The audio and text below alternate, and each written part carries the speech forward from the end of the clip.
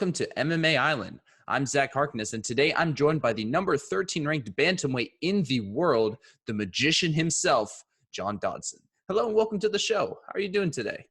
Man, I'm doing good. I'm just enjoying this whole quarantine situation, watching some fights, and waiting for that call so I can go out there and go do the same thing, you know?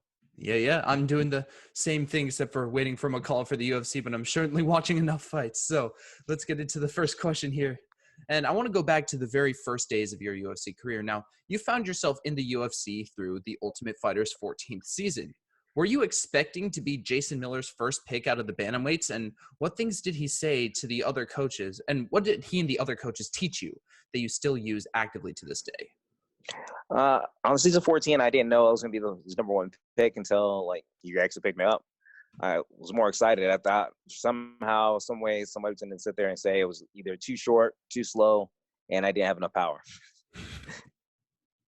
The things that I use currently to this day, I sit there and make sure I can maintain the proper channels that I have. I still talk to Jason and same time with Mel and a few people that were still part of my season, like Marl Usman was my wrestling coach on the show, and I still try to keep up with him as much as possible. So when you were picked first overall, did that add a little bit of extra pressure on you to try and compete and act like the number one pick? Did that put a little fire under you that helped you win the show? Tell you the truth, no. That being the number one pick meant nothing to me. I just knew I wanted to go out there and just showcase my skills, and I knew I was going to win the show either way. All right. Well, you certainly did know it. Now, in the TUF finale, you took on and finished TJ Dillashaw in the first round to become the TUF 14 champion.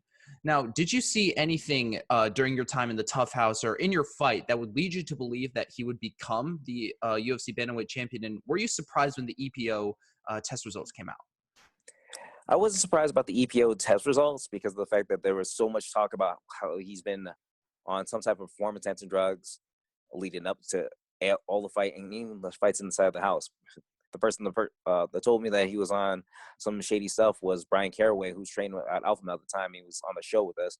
He was sitting there digging in a little dirt with him, saying how much of a scumbag that he was, and I felt bad. So I told him I wanted to fight him in the house, and then we ended up fighting in the finale.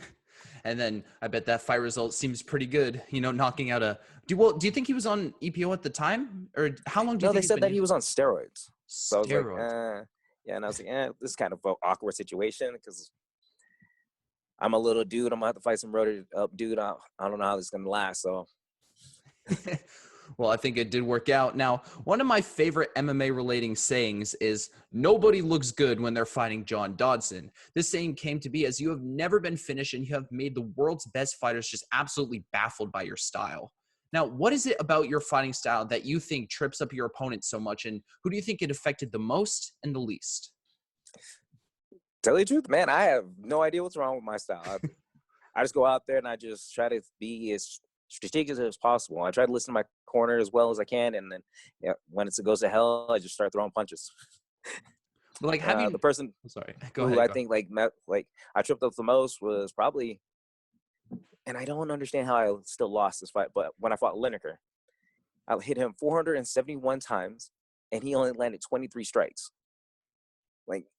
Out of a 5-round fight, if you beat up somebody by landing 471 and that dude only lands 123, that math is absolutely wrong.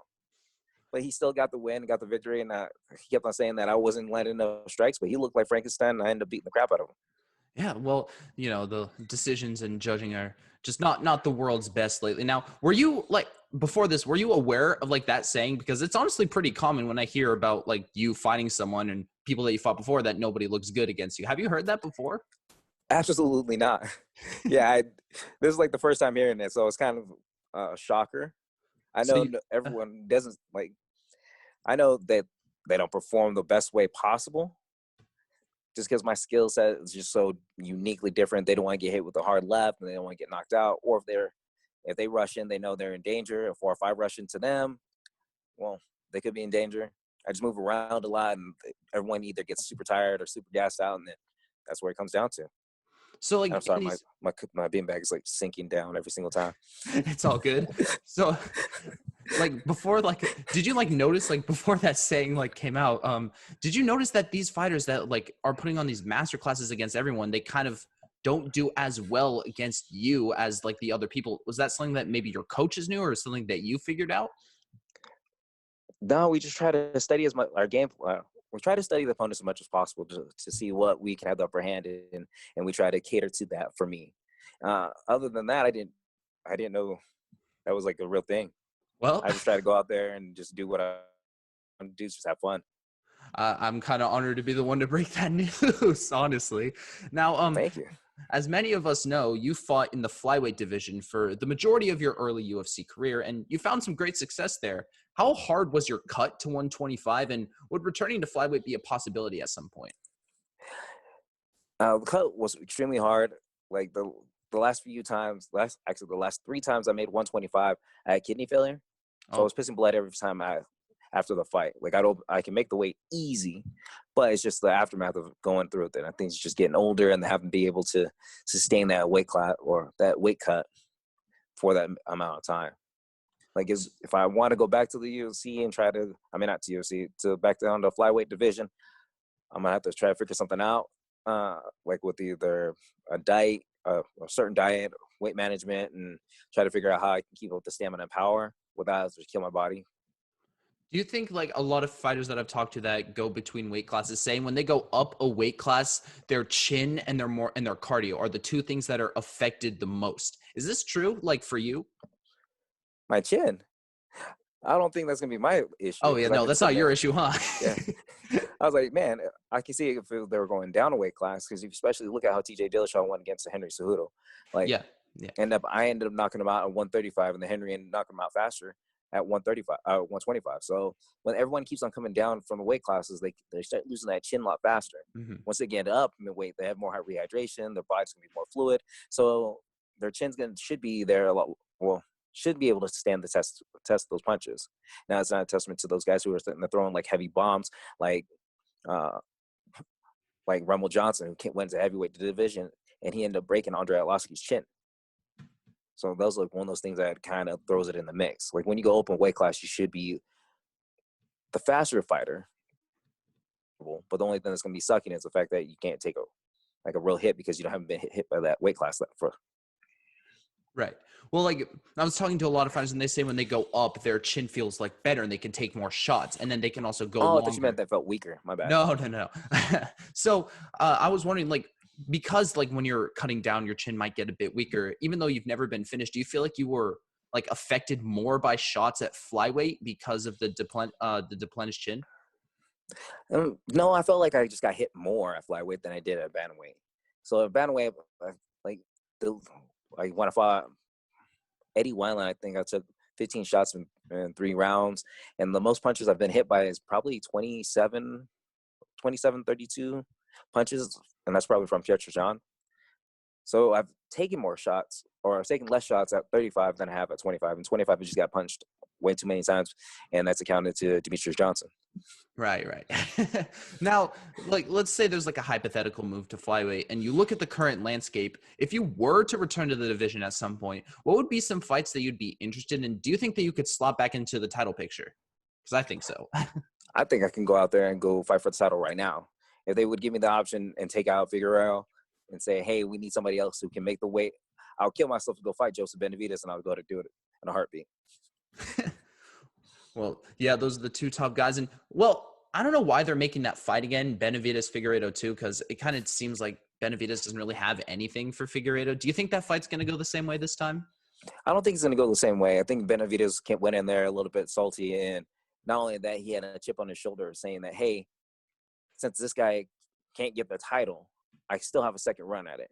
Since like I can get this run back. If I lose to this dude, they're probably gonna give me somebody new, and that what's not the case. So he's gonna actually work harder and not think about taking the easy way out. He's gonna actually go out there and finish this dude and take him and use all aspects of his game.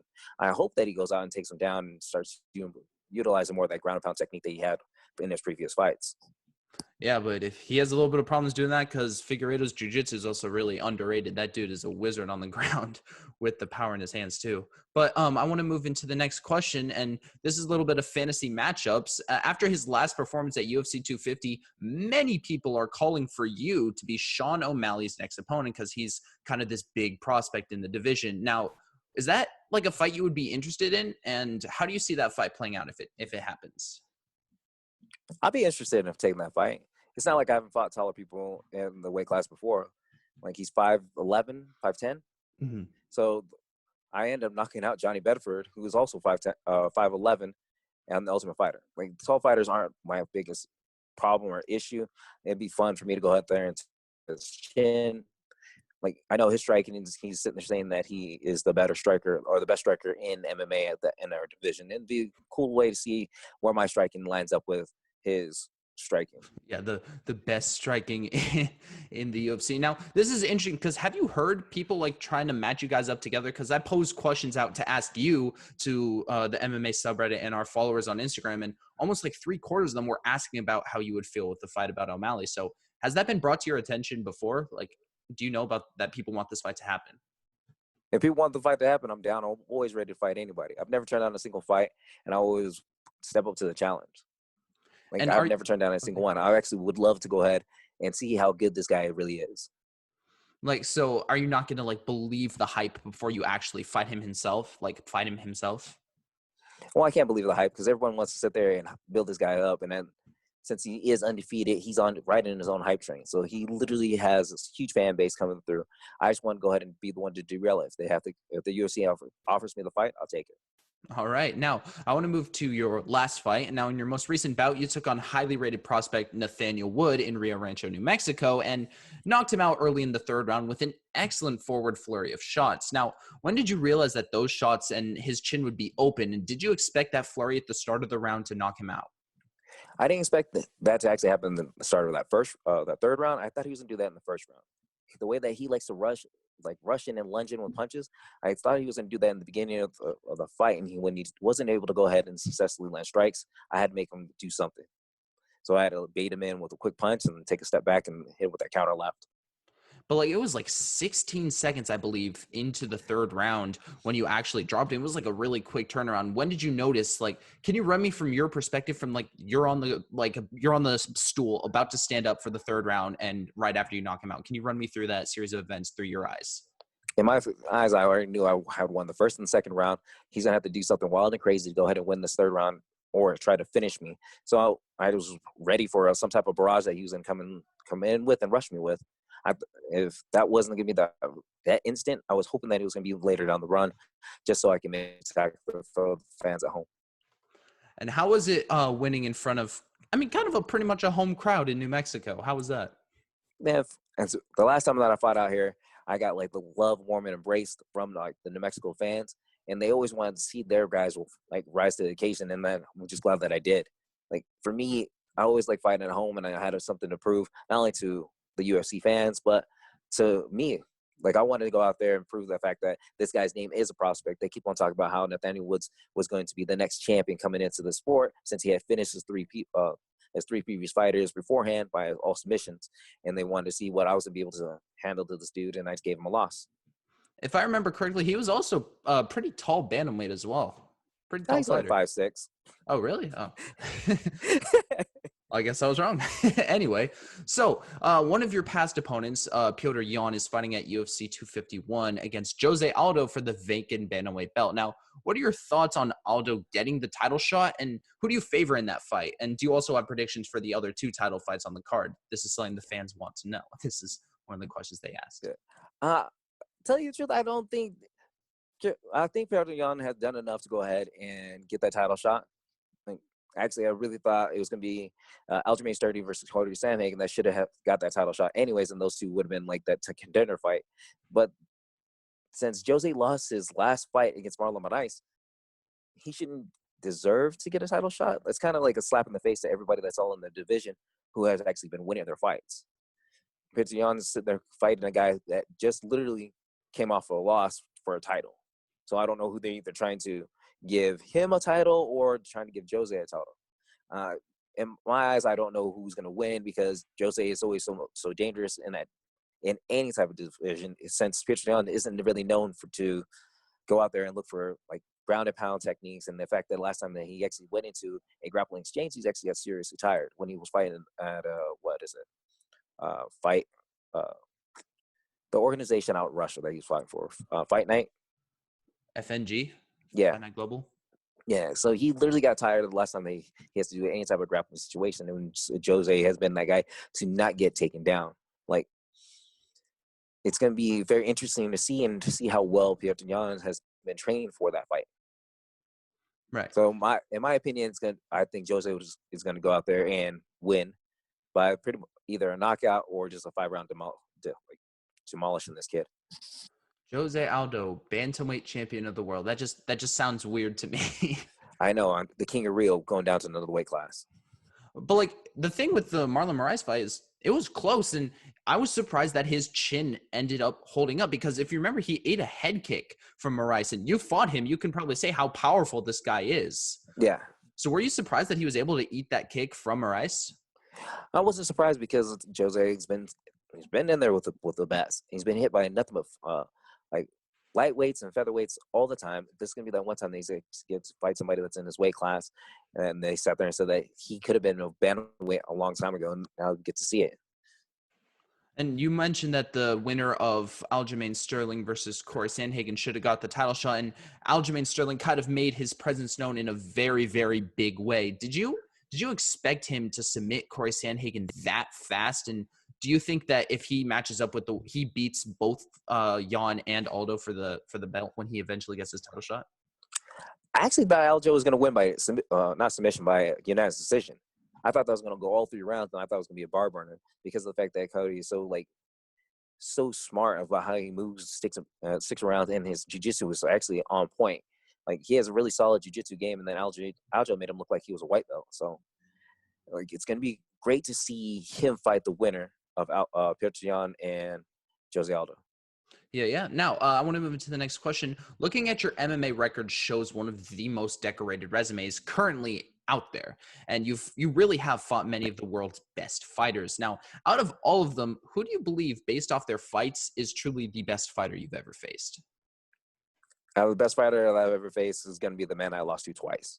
Demetrius Johnson is going to be the guy that I still can't figure it out. Like, man, I thought I had him beaten the first time that me and him fought. I dropped him 5 times in the first 3 rounds, and he ended up beating me in the last 2. So I thought I did enough work, but he came out the victor.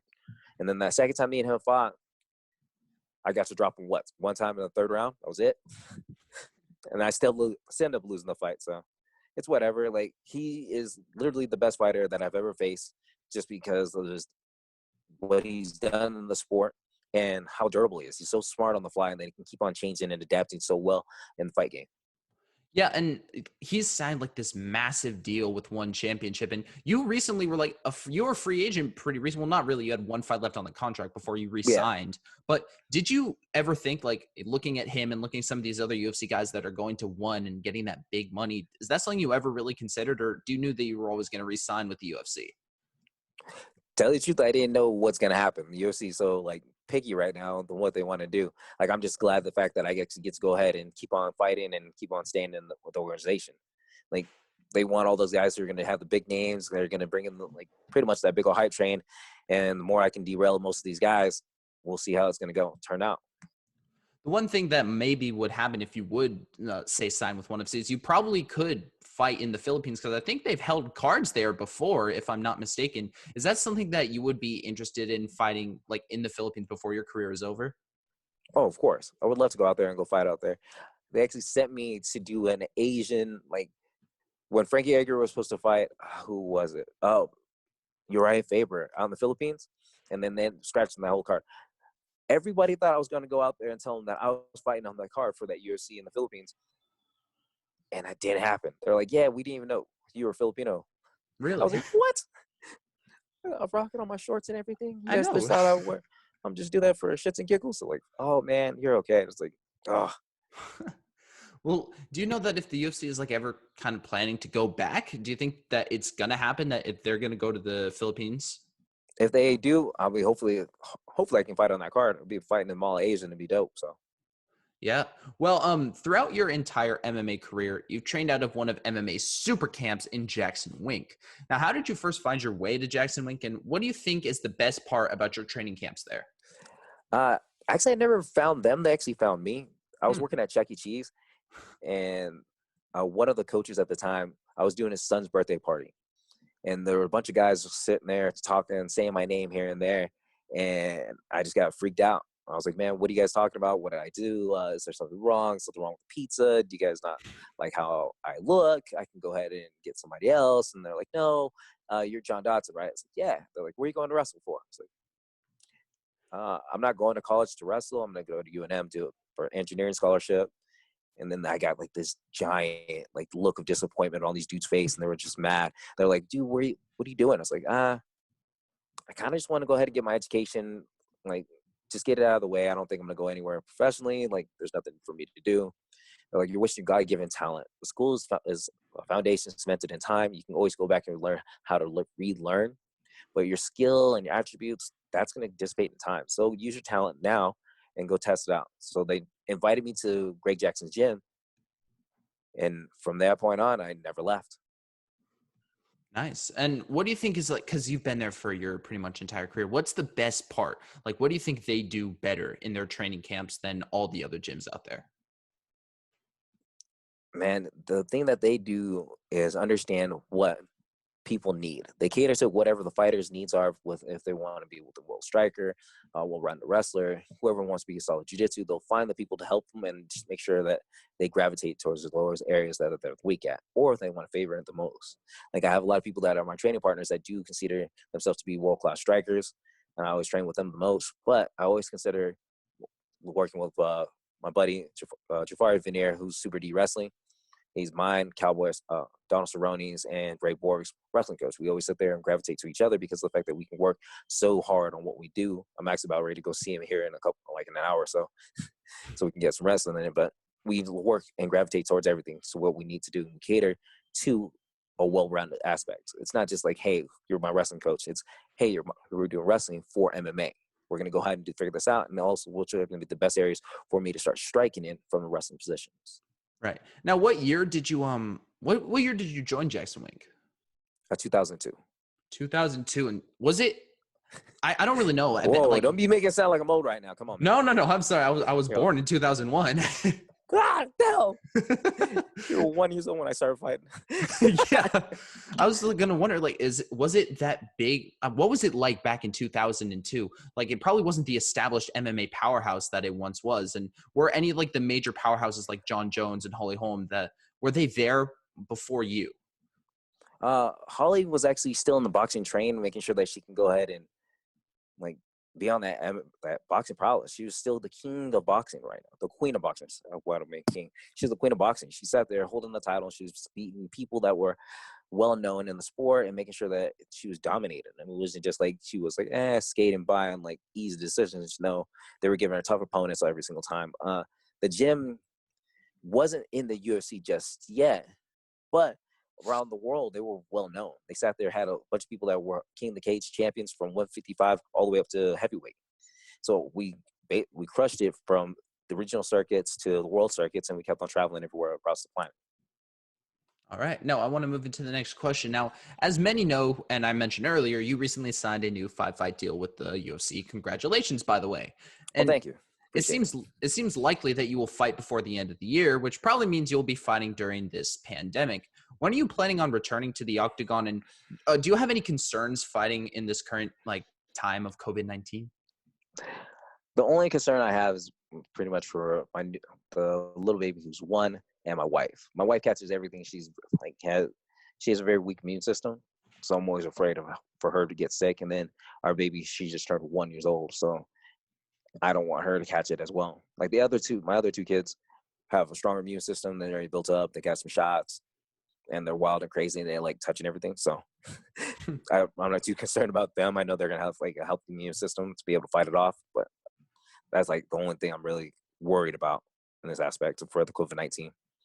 Have you heard any calls from the UFC like asking you to return? Because I know you probably want to get back in the octagon as soon as possible. I would love to get back in the octagon. I would want to be able to fight at 135. They did try calling me and reaching out to have me fight at like at 140, 145 and 147 another time. And I was like, I'm making sure I'm staying light enough to cut weight to 35s. So I'm staying on diet just in case you guys called me to fight a 35 fight. Let's go ahead and do that because I want my rankings to go up in the division. If I'm fighting at catchweight or even at featherweight, then I no longer get those like placements for that. Who are some of the people that they offered you? Who are the people that they offered you for those bouts? I don't know. They just offered me if I was going to go ahead and take those fights. They're like, hey, do you want to fight? I was like, no. If it's at 35, yes. They're like, 45? Nah. If you guys put me against a 45, I'm not going to fight a 45. They're like, yeah. Well, I was like, that's not a well part. I'm fighting a bantamweight, dude. Yeah, no way fighting. Would you like have to cut like any weight at all to fight at featherweight? Because I know you fought at featherweight in your early career. Yeah, I have to cut 10 pounds still, but I don't want it to go again. Yeah, I don't want to be fighting me cutting down from 155, and if it's an actual featherweight, I train with featherweights, man. Most of those dudes are like 180. So I'm like, I'm not gonna fight that dude who's 180 pounds cutting down to 45s for me to go ahead and just cut 10 pounds. And then by the day of a fight night, he's like 160, 170. I'm like, nah, fuck, nah, that's not okay. Yeah, no. Scratch that. Yeah. Now, I'm curious to get a fighter's perspective on this question. It's a kind of recent thing that happened. Last weekend, we saw Max Roshkoff say to his cornerman that he was done and like wanted to get out of the fight over 10 times before telling the referee that he wanted to stop the fight because his coach kept trying to like convince him to keep on going. What are your thoughts on this whole situation and fighters and cornermen quitting in between rounds?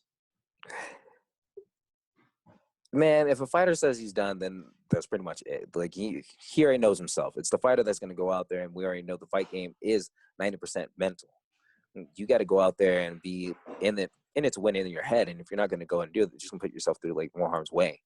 So if the fighter himself is saying, "Hey, I'm done," then just go ahead and throw in the towel. But there are those obvious times that the cornerman should go ahead and throw in the towel because of the fact that the fighter is just too strong-willed. Because it's not stupidity. Some of them are just like, hey, I can still keep on going. I want to continue to fight. They don't want to let their pride go out of their way and just take a beating. But there's so much you can take. You know what I'm saying? There's like that thin line of where people should go ahead and step in and when they shouldn't.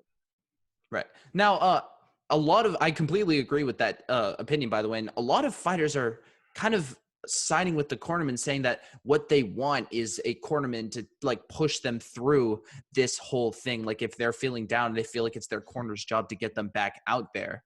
What are your thoughts on that? Yeah, but I don't know. Like for me, I wouldn't want a cornerman to sit there and try to hype me up to go back out there because of the fact that I know it's going to be me. The final decision is if I want to do it. If he's saying, hey, man, we got this. We got two. It's 1-on-1. You got to go knock this dude out. All right. I'm like, hell yeah, let's go do this. I'm going to go beat this man's brains in. But if I'm getting beat up, drawn out, and I'm already cut, gassed up, and there's no way of me winning this fight, I would want my cornerman to be telling me the truth. Like, hey, man, if you're done, let me know so we can go ahead and take this L and like look at it as a learning lesson. Like, there's no reason why you should take unnecessary punishment for what? So that you can sit there and say that you did it, you've never been knocked out? Nah. Right.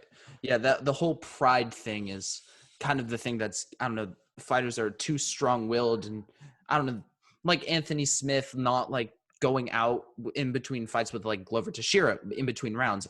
I don't know. Are fighters like the fighters that you train with, are they just too like tough-willed for their own good? Do you think that's like a common thing within the MMA fighters community? Oh, absolutely. Like there's so many people out there who are too proud to lose. Like losing is like pretty much a sin against all fighters. Everybody doesn't want to lose, but they know that someone has to. And they just don't want them to be themselves. But that's the thing. That's a fighter's issue. The fighter's issue is that they're going to go out there and continue to fight no matter what. It's the corner's job is to be that person who's supposed to be that voice of reasoning and it's supposed to be that side of conscience. Like that little Jiminy Cricket on top of your shoulders sitting there telling you what's right or wrong. And if they don't think that you're going to be able to push through, they should be able to tell you. You don't think, I definitely don't think, but you don't think like Greg Jackson and Mike Winklejohn are the type of coaches to try and like psych you up in between rounds, even if you're saying you're done. You don't think Oh, so? absolutely. Uh, Actually, Greg has did that one time. I told him I broke my hand, and he was like, "You know what?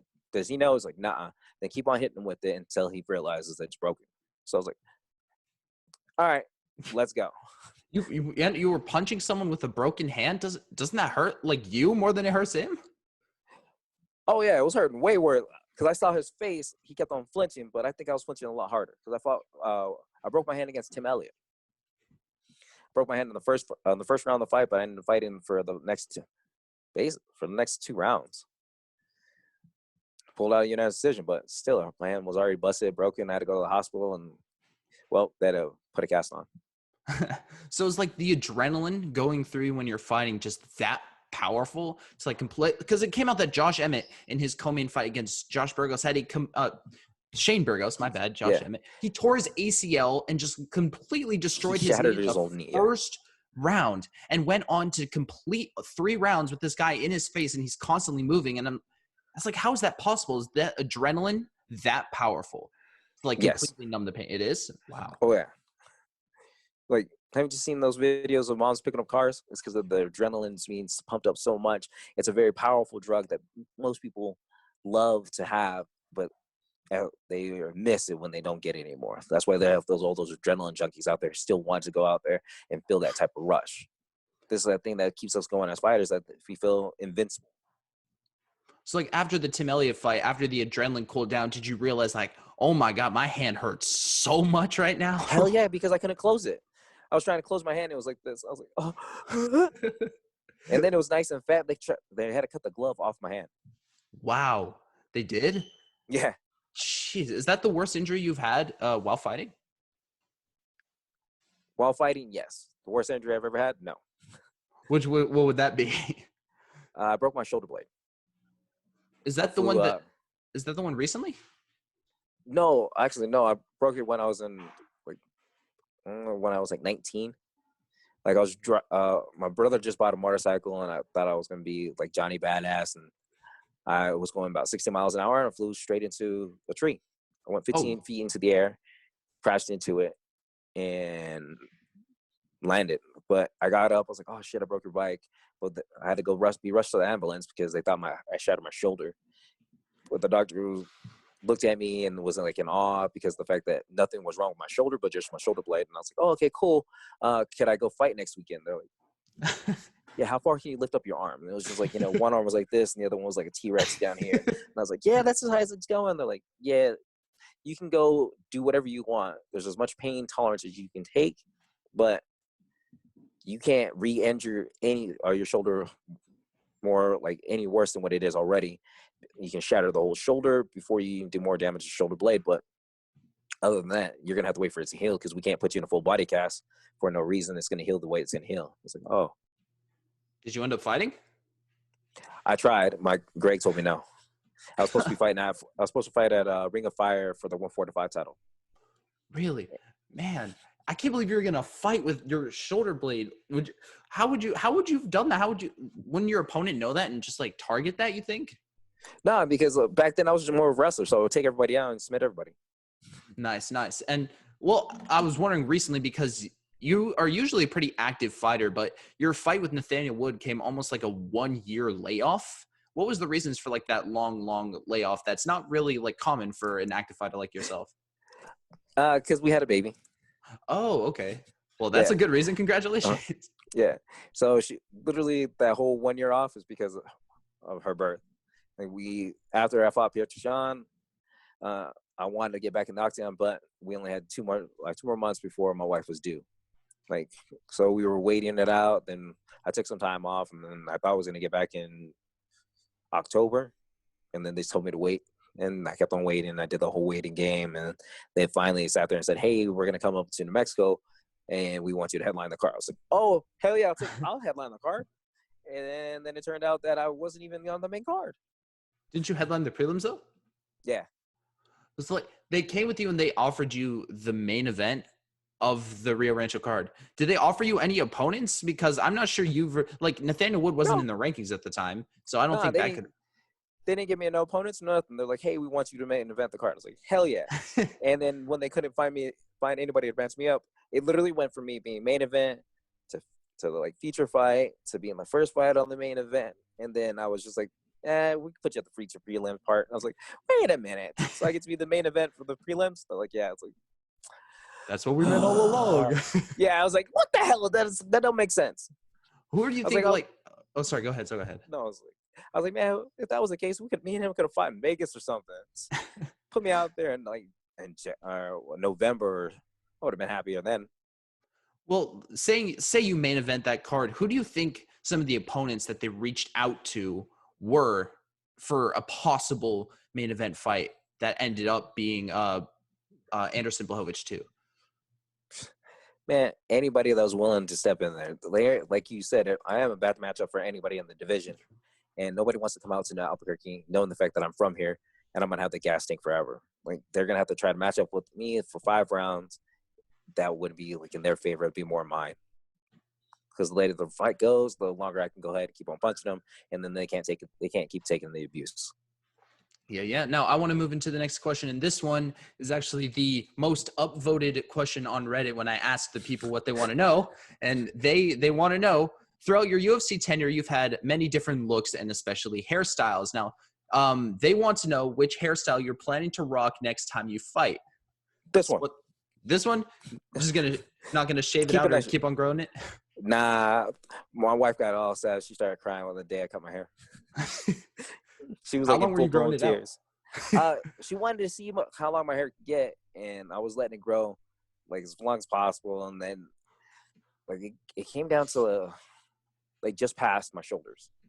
So I was like, okay, that's good enough. And then she one day I got out of the shower and I was trying to like comb my hair out, but I let some lady braid my hair. Whatever she put in my hair to keep it stiff, stuck together and stiff, it ruined everything. Like, I was pulling out chunks of my hair. I was like, babe, I gotta shave it. There's no way in hell I'm gonna be able to like save this. I'm not gonna manage have like bald spots everywhere. She's like, what? So I just cut my hair and she started crying. She's like, let me at least take a video of it for you. Did you let her take the video? Oh hell yeah. And then she's just like, so it's okay. I'm just gonna go in the other room. I was like, sorry. Have you gotten a haircut at all? Have you been growing it out this entire quarantine time? No, I got clippers. So I've just been shaving my head every like 2 weeks. I've been kind of dealing with not being able to get a haircut. It's kind of getting too long, but I want to move into the next question. Throw balls question. up your head and just clip it. I got to be on camera, man. I got to keep it looking slightly okay.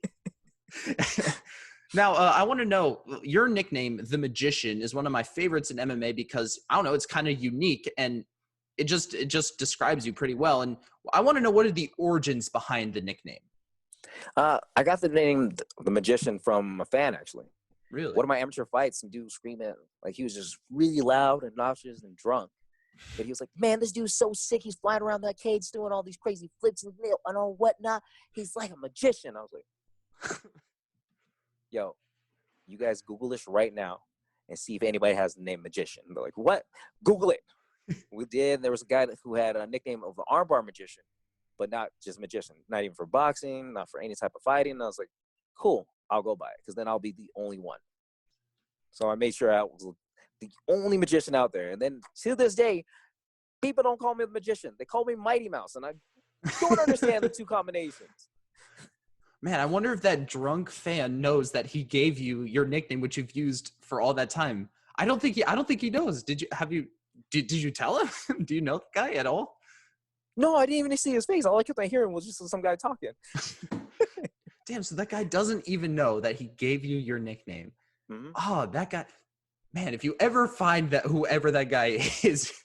But I want to ask about another one of your signature things, and it's similar to the last question. Your unique face-off pose is actually my favorite in MMA because no one else does it like you. And when did you start doing it? And was it kind of just a spur-of-the-moment thing that turned into your signature move, kind of? It's one of the spur-of-the-moment things. Like, I got tired of people sitting there trying to get in my face and try to be super serious, and they want, like, some type of round. I used to start laughing at people. One dude I gave a high five to, and he started throwing punches at me, and I was like, really? Because he came up to me, headbutted me, and I went like that. stuck my hand up, and he's like, "Oh, what? You want to start fighting right now?" And started throwing punches. I was like, parrying him. I was like, "What are you doing, dumbass? Try to give you a high five. Like, what the hell's wrong with you? We're gonna fight tomorrow. We already signed the contract. We made weight. Let's go. Like, we get to fight each other tomorrow.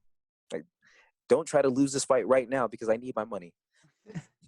Do you think like you kind of being more like, I don't know, bringing the levity into such like a usually intense situation like a face-off kind of makes your opponents angry? Like, do you think that's like a common theme that's happened with a lot of your face-offs? Probably. Like, people take it so serious that they really have to hate me to go out there and fight. I don't need a reason to to fight you. I just need an opponent. Give me the time, give me the date. Let's go. Like, this isn't like a I must kill you. You beat up my kids. You try to rape my wife and all this crazy nonsense. It's like, hey, we're gonna go out there and just do this, and I'm gonna just punch you in the face. You're gonna punch me in the face, and we're gonna see who did it better. You're not usually one to instigate like too much trash talk. Who's the opponent that you fought Hold on. that's oh okay. Told you this beanbag keeps on falling. Stupid thing. Who's like the opponent that you face that's like talked the most trash to you? I don't know. Pierce tried to, but he didn't speak English. So the only thing he kept on calling me was a clown. He's like, "You're a clown. You're a clown." I was like, "Are you trying to talk shit to me?" "Yes." And I was like, okay. So I didn't know if he was serious or if it was like a joke, but he tried. He tried his best because everyone else like usually just runs up and gives me a hug. He did try the hardest. Yeah, he kind of And tries it's to kind of put like, on that tough guy persona, you know? well, they kept on telling me that he's the real gangster of Dagestan. And I was like, oh, okay. Like, we got gangsters too out in Albuquerque. They're like, no, he's like a real gangster. It's like, but we're fighting. Like, that don't mean nothing to me. He could be a real gangster, but you still have to fight. Like, and that's what the main thing that everybody kept on telling me the whole time I was out there in Prague. They're like, yeah, he's a gangster. He's a gangster. He's a gangster. I was like, so if I beat this dude up, I get shot in the crowd, or I don't know what this part is coming in this line. I don't get it. But yeah, he's the only one that's ever really talked crap to me that was very unsuccessful at doing so. But he tried the hardest. I see kind of a correlation there. Yeah. So I want to move into the next question. Now, you recently again signed a new 5-fight contract, and so we might expect to see you take the first fight on that deal pretty soon. Now, besides the O'Malley fight that I mentioned earlier, are there any opponents that like interest you a lot that you would want to be that fight number 1 on contract 5? Aljamain Sterling. I know I can't get it, but still, you sat there and said, would it be? I would love to go ahead and jump everybody in the division to go ahead and get the title shot. Like, why not? Well, I think that would be, considering the bantamweight landscape like today with all the people who coming off losses getting title shots, it wouldn't be the craziest thing that's ever happened. No, but at the same time, like, he's really the only person I haven't fought in the top 10 already. If you really think about it, besides Jose Aldo. Sandhagen. Oh, yeah, Sam Hagen. Those are the guys who I haven't really fought. Like, give me somebody that I put myself against, and let's go ahead and see how well it really plays out. Like, do those guys really deserve it? I know a lot of people have sat there and said that he beat Marlon Moraes in the first time me and him fought.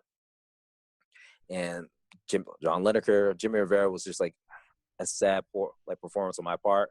So I blame myself for losing that fight. And then I've gone back and forth with wins and losses. So let's go. Now, Give me anybody that was willing to throw down with me. Yeah. Now, Cejudo recently retired as the champion of your. Did you believe him that he was actually retiring? Because retirements in MMA pretty much mean nothing, as we've seen. But he seems to actually be upholding it. Did you believe him when he announced it at 249 that he was retiring? I believe that he was going to go ahead and retire because he doesn't look like the person to really know how to make a joke. Like, if you ever really talk to him, he doesn't really know anything else besides how to engage with what someone else has told him to say prior. And then he's been trying to do like that whole MMA vibe, or not MMA, the WWE vibe of trying to intimidate people and then trying to get in their heads and doing like those whole props and stuff. he just went a whole different level and figuring out what the hell he's going to do. So he finally found himself a girlfriend who actually gave him a lot of attention. And he probably decided, hey, I'm going to go have a baby now. And did you think that Dominic Cruz, like, what did you think about Dominic Cruz coming back, getting a title shot after coming off a loss 4 years ago? And did you think that he was going to have a chance going into the fight? I thought he was going to be able to win because of the fact that Dominic has been sitting there still active in the division, or not division. He's been active outside like the UFC and making sure that he can go ahead and get some training in, helping his training partners out, and making sure he was still keeping up his skill sets. I think he was really going to pull off the victory.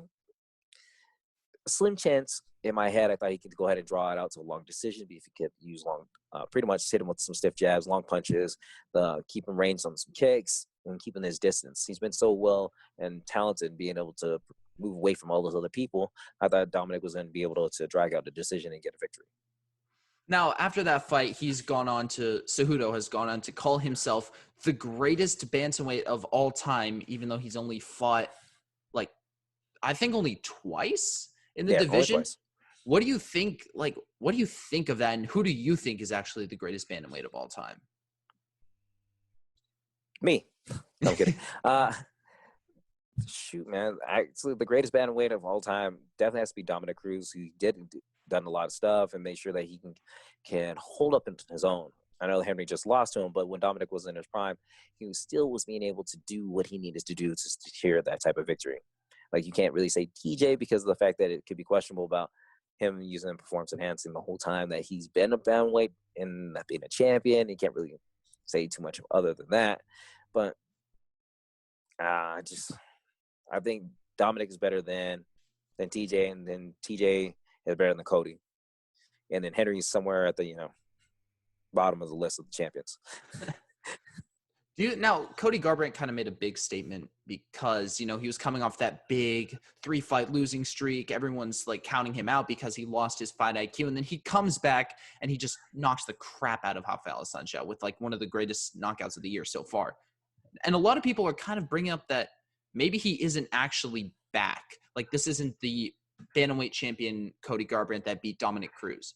What do you think? Do you think that he's who he used to be, or do you think that nothing's really changed? He just got a good opponent.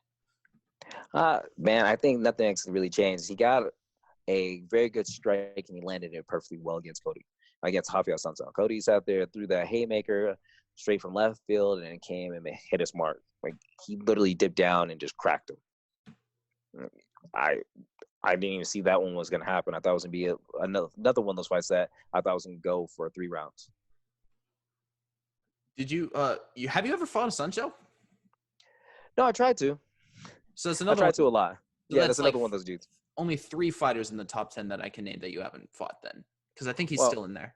Yeah, he's still in there. Actually, 4 if you want to count Cody Garbrandt. Right. Well, yeah, he's kind of shot up the rankings. Yeah, because he was a champion by the time I actually went into the division. Oh, right. Yeah, that's right. Well, I think that's unfortunately all the questions I have for today. I want to thank you so much for joining me here on the show and taking this time out of your day. This was awesome. Is there anything you want to say to the people out there? Man, thank you guys for sitting there and cheering me on the whole time I'm still fighting. I can't wait to get into my next bout. I know it's going to be nothing but pretty much a high-paced and electric fight. Hopefully, whoever they put me in front of me is either going to be my height or someone way taller, because we already know who that's going to be.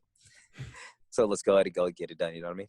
Oh, yeah. Well, again, I would like to thank the legendary John the Magician Johnson for joining me today, and I would like to thank you, the viewer, for watching this interview. I've been Zach Harkness with MMA Island, and I will see you all in the next one.